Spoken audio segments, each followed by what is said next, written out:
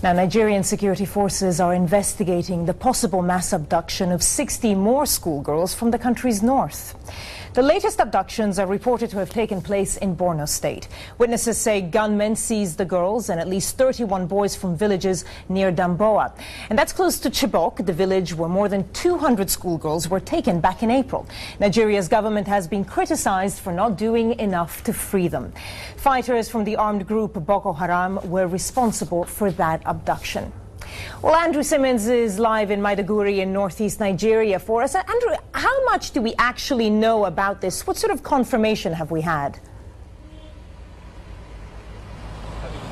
Well, it's an incredibly remote area, and it's also in the middle of a security zone in which the military are trying to take on Boko Haram, it would seem. It is dangerous, and the government is banning journalists from travelling to this area right now. But what we've heard is that a civilian JTF, that's Joint Task Force, which is effectively a paid state-run vigilante group, the commander of that unit said he saw a number of gunmen, of armed men wearing fatigues, progressively going to villages over a period of 3 days, which was Thursday, Friday and Saturday, and abducting women and young men. Now, these women, some of them are young girls, some of them may well be schoolgirls, but it is nothing like Chibok, which is about 30 kilometers away from this spot where this is said to have happened. Chibok was a different case entirely, but we're having difficulty getting confirmation because the commander says he reported it to the military on the spot. The Ministry of Defense say that we need to speak to the state here. The state say it's a security matter, they can't comment, and the police say they've not received a formal report. Now, it may seem extraordinary, but in Nigeria, this sort of thing has happened in the past. There have been abductions in this area, women taken away, and no official announcement made in the media or indeed by the government or the military. So, Andrew, certainly a very confusing situation. People are pointing the finger towards Boko Haram. Boko Haram kidnapped those 200 schoolgirls back in April. What reasons would they have to kidnap another 60, assuming that they have? I mean, that's right. Just on that point, it's now day 71 since that kidnapping, and very little progress has been made. 276 girls taken more than 2 months ago. Now 219 still remain missing. As far as any connection and what advantage it might be for Boko Haram, if it is indeed true, then this would be an escalation, trying to put more pressure on the government either for possibly for more concessions and possibly an amnesty, which is entirely unclear what the latest policy of the government is, but up until now it has been such that it would not negotiate, it would not actually give way and give an amnesty, the president himself said. But hard to gauge, but definitely there are signs of an escalation of activity of Boko Haram. It's never been more deadly, it's never been more proactive, and undoubtedly, even though they're not making any claim of responsibility, it's quite likely that they did carry out recent attacks that have not been claimed. They're all the hallmarks of their sort of action against civilians in this part of northern Nigeria. Andrew Simmons live for us in Maiduguri in northeast Nigeria. Andrew, thank you.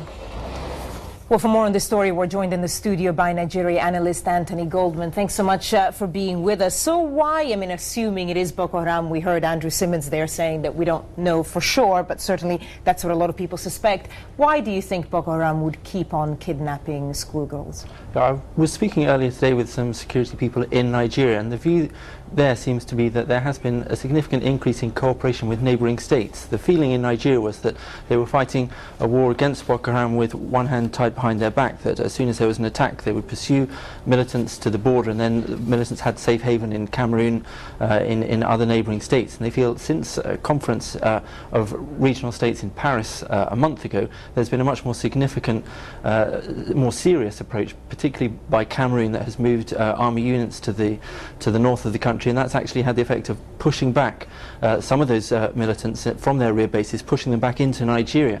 So in a sense, what they're saying is that part of the function of one success in the regional jigsaw has been, at least temporarily, to increase insecurity, particularly in border areas around Borno and other states in the northeast of Nigeria, and that perhaps may explain some of this increase in violence. I mean, it's now been months since the kidnapping of the 200 schoolgirls, which of course put the story in all the headlines around the world, and yet we're not really seeing decisive action from the government and the army.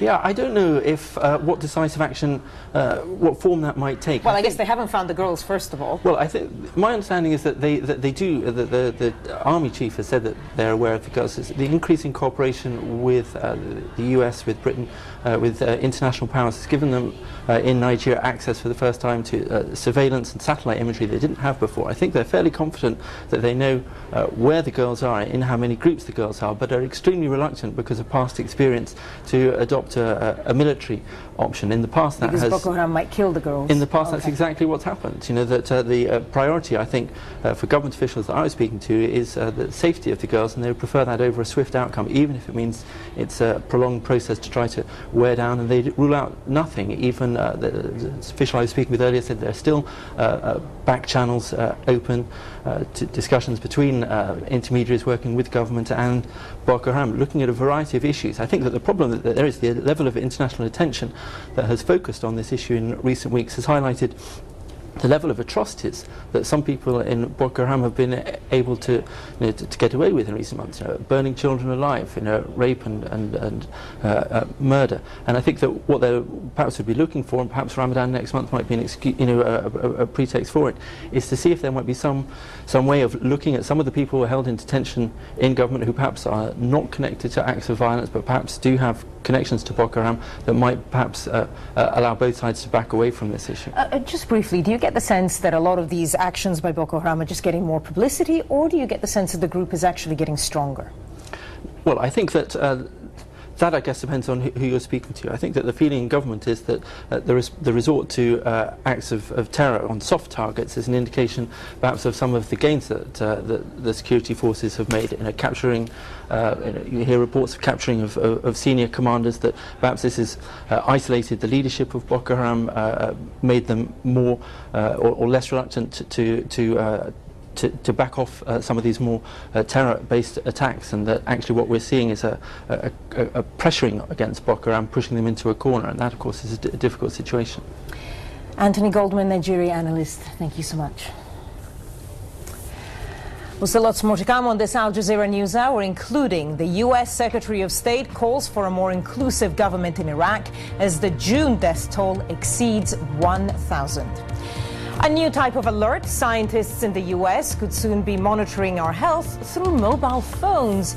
And in sport, the Ivory Coast side hope to go down in history as they prepare to face Greece in a Group C clash.